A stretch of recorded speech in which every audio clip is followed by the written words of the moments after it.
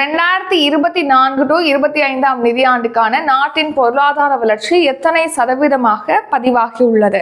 Answer option C 6.5%. அதாவது பாத்தீங்கன்னா ஒவ்வொரு வருஷமே நம்ம இந்தியா எவ்வளவு பொருளாதார வளர்ச்சி அடைஞ்சிச்சு அப்படின்னு சொல்லிட்டு NSO ரிலீஸ் பண்ணுவாங்க. தேசிய புள்ளியியல் அலுவலகம் ரிலீஸ் பண்ணுவாங்க. அதன்படி இப்போ கடந்த நிதியாண்டான 2024 to 25 நம்ம இந்தியா பாத்தீங்கன்னா குறைவான வளர்ச்சியை தான் பதிவு செஞ்சிருக்கு. 6.5% அப்படின்னு சொல்லிட்டு குறைவான வளர்ச்சியை பதிவு செஞ்சிருக்கு அப்படின்னு சொல்லிட்டு தெரிவிச்சிருக்காங்க. இந்த வருஷம் ஜனவரி டு மார்ச் வரையிலான காலாண்டுல பாத்தீங்கன்னா உற்பத்தி துறையானது சரிவு கண்டிருக்கு. ஸோ அதனால 7.4% தான் இந்த 4th காலண்டர், அதாவது 4வது காலாண்டுல பாத்தீங்கன்னா வளர்ச்சியானது பதிவாயிருக்கு.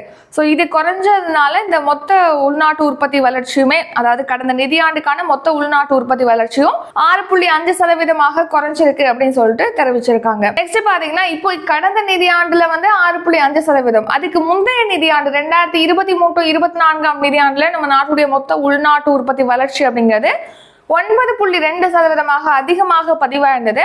அது கடந்த நிதியாண்டுல இப்போ 6.5% குறைஞ்சிருக்கு. அது மட்டும் இல்லாம கடந்த நிதியாண்டுல நம்ம நாட்டுடைய பொருளாதாரம் அப்படிங்கிறது பாத்தீங்கன்னா 330.68 லட்சம் கோடியாக இருக்கு. அதாவது டாலர்ல பார்த்தோம் அப்படின்னா 3.9 ட்ரில்லியன் டாலர் மதிப்பு கொண்டிருக்கு நம்ம இந்தியான்னு சொல்லியிருக்காங்க இந்த NSO, தேசிய புள்ளியியல் அலுவலகம். நெக்ஸ்ட் 2023-24 நிதியாண்டுல உற்பத்தி துறை வளர்ச்சி அப்படிங்கிறது பாத்தீங்கன்னா 12.3% வளர்ச்சி அடைஞ்சிருந்தது. ஆனா கடந்த நிதியாண்டுல உற்பத்தி துறை வளர்ச்சி அப்படிங்கிறது 4.5% குறைஞ்சிருச்சு. அதே மாதிரி வேளாண் துறையில வளர்ச்சிங்கிறது 2023-24 நிதியாண்டுல 2.7% தான் இருந்துச்சு.